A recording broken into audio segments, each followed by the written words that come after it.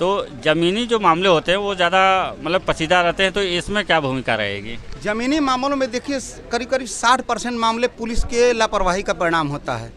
अभी कहीं ज़मीन का विवाद चल रहा है और उसमें हमने 112 पर डायल कर दिया, 110 पर डायल कर दिया, पुलिस आई, पुलिस दोनों को समझा के दोनों को बांट करके चली जाती है। मामला फिर जहाँ का तहाँ होता है, वो मामले को मेटलाइज नहीं कर पाती। कुछ मामले जो बहुत साफ सुथरे होते हैं वो कोर्ट में आते हैं, जिसका निस्तारण वकील के माध्यम से कोर्ट करती है। 2023-24 सोनभद्र बार एसोसिएशन का चुनाव होने वाला है, तो इस बारे में आप उम्मीदवार भी हैं, तो क्या है आपका सब्जेक्ट और किस लिए खड़े हुए हैं और क्या करना है बताएं। 4 बिंदुओं को आधार बना के हमने चुनाव मैदान में उतरा है अध्यक्ष पद के लिए। वो पहला है अकाउंटेबिलिटी, कि अगर मैं कोई कार्य करूं अपने एसोसिएशन के प्रति, अपने अध्यक्षताओं के प्रति, तो उसमें हमारी जवाबदेही हो कि वो कार्य मैंने किया है, किस तरीके से किया है, क्या परिप्रेक्ष्य रहा उसका, उसकी जवाबदेही हो। दूसरे बिंदु हमारे हैं आपके ट्रांसपेरेंसी। जो भी कार्य मैं एसोसिएशन में करूं, चाहे डेलीगेशन हो या अधिवक्ताओं का कोई मामला हो या बार बेंच का कोई मामला हो, और उसमें मैं पार्टिसिपेट करूं या मैं उसमें समझौता में सुलह में जाऊं या हमारे सामने हमारे जज साहब की कोई मीटिंग वार्ता हो, वो ट्रांसपेरेंट हो, मतलब हमारे अधिवक्ता भाई और हों और ये चीज़ हो कि मैंने क्या बात किया है, कोई चीज़ छिपी ना हो। तीसरी चीज़ हमने दिया है इसमें एक और एसेसिबिलिटी, कि जो भी कार्य मैं करूं वो दृढ़ता से करूं। उसमें ये ना रहे बट कि हम जो है किसी से कार्य कर रहा हूं ये चीज़ किसी को ना बताऊं और हमने जो कर लिया मैं वही कहूं कि यही कार्य मैंने जो किया वही सही है, ऐसा नहीं। एक बिंदु हमने और दिया है इसमें इंटीग्रिटी की, इच्छापूर्ण वो कार्य हो, इच्छा शक्ति उसमें हो कार्य करने की।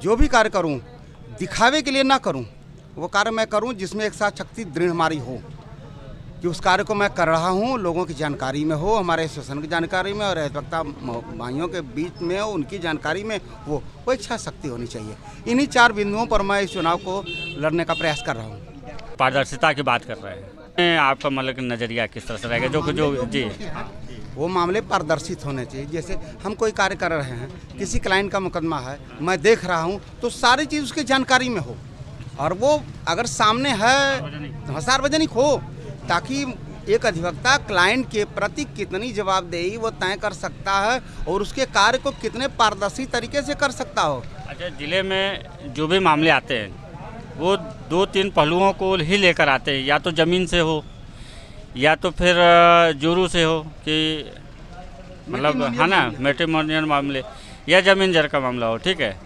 तो ज़मीनी जो मामले होते हैं वो ज़्यादा मतलब पसीदा रहते हैं, तो इसमें क्या भूमिका रहेगी? ज़मीनी मामलों में देखिए करीब करीब 60% मामले पुलिस के लापरवाही का परिणाम होता है। अभी कहीं ज़मीन का विवाद चल रहा है और उसमें हमने 112 पर डायल कर दिया, 110 पर डायल कर दिया, पुलिस आई, पुलिस दोनों को समझा के दोनों को बांट करके चली जाती है। मामला फिर जहाँ का तहाँ होता है, वो मामले को मेटलाइज नहीं कर पाती। कुछ मामले जो बहुत साफ सुथरे होते हैं वो कोर्ट में आते हैं, जिसका निस्तारण वकील के माध्यम से कोर्ट करती है। कि रजिस्ट्री जैसे बैनामा हो गया और खतौनी में नाम नहीं आ रहा है, ये क्या मसला होता है, इसको ज़रा बताइए। देखिए वहाँ ऐसा होता है कभी कभी लोग ज़मीन को बेच देते हैं। जैसे हमारी ज़मीन है विवादित है, हमारी ज़मीन आपने कब्जा कर रखा है, हमने सोचा कि मैं कमज़ोर हूँ, मैं किसी ऐसे व्यक्ति को बेच दूँ जो कि वो कब्जा कर लेगा, तो वो मैं ज़मीन बेच दिया। मौके पर कब्जा हमारा नहीं है, जब दाखिल खारिज की कार्रवाई इस पर होती है तो विवाद वहाँ पैदा होता है कि साहब इनका तो वहाँ ज़मीन नहीं है, ये नो पैमाइश नहीं कराया है, अपने ज़मीन का डिमार्केशन नहीं कराया है और इन्होंने उठा के बेच दिया। तो इस ऐसे डिस्प्यूट आते हैं तहसीलदार के यहाँ।